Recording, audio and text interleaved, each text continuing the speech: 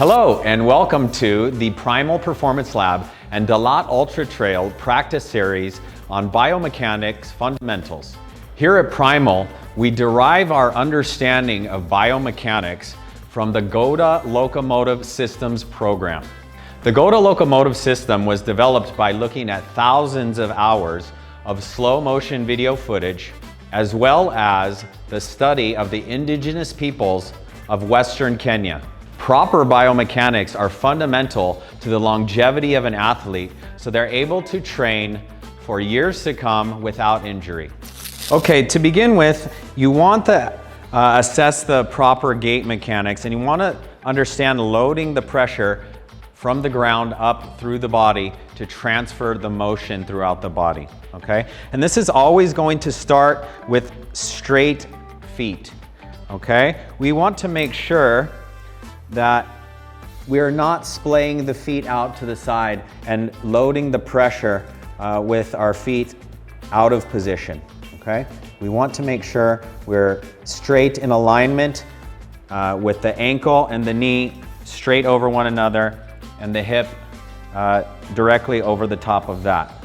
Because we will naturally have some external rotation happening from the hip, internal rotation happening at the tibia, and the pressure wave of the foot being loaded internally.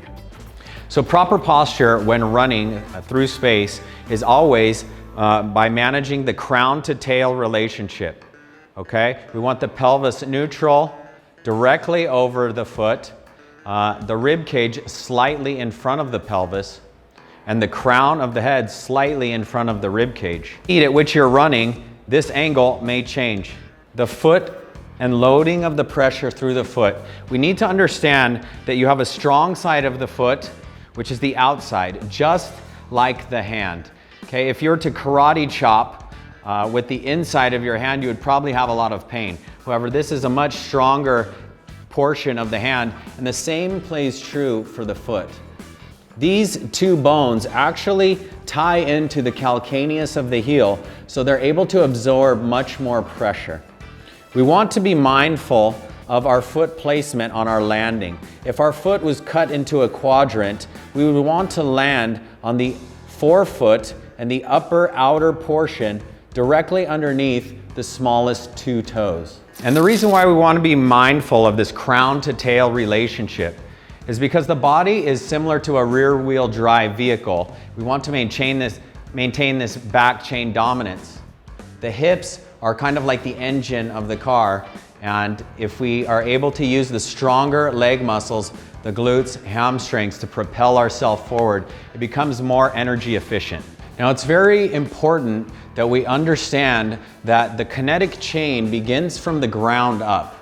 And just as if you would want a strong foundation to build a house upon, the body is the same way. So we really need to make sure that we have a nice half dome arch developed here, and that is from good biomechanics and loading the pressure correctly through the foot over time. Okay, with forward locomotion or running, walking, any forward movement, it's important that we understand how to load the pressure from the ground and where our body stays relative in space. Okay, we always want to land head over foot and then load the pressure to the other side, landing head over foot. Keeping in mind this crown to tail relationship and staying back chain dominant as we propel ourselves through space. Okay, one of the most important points that we can highlight in this entire video is the landing of the foot and how we transfer the pressure wave up through the body. Okay, we generally want to view the foot as a quadrant, and we want to land the upper outer portion, the strong side of the foot, first. That's generally the pad directly underneath the outer two toes. So the foot can naturally pronate, and the stability of the half dome arch will support the structure. Okay, in the gait cycle, we want to be mindful of how we're landing.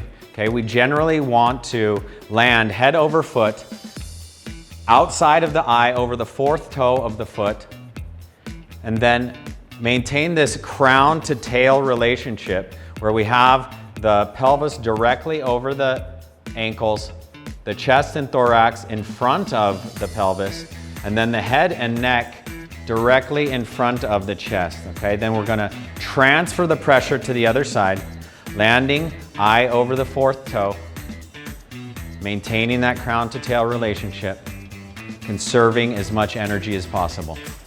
Thank you so much for watching. We will be offering more practice for runners at Primal Performance Lab in the near future, and please click and follow for more.